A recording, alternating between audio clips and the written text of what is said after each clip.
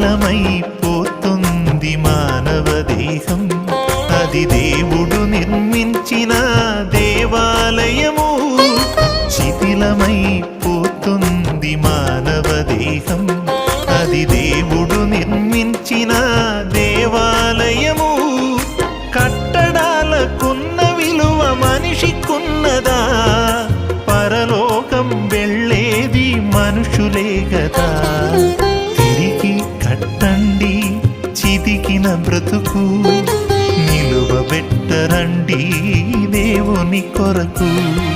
శిథిలమైపోతుంది మానవ దేహం, అది దేవుడు నిర్మించిన దేవాలయము.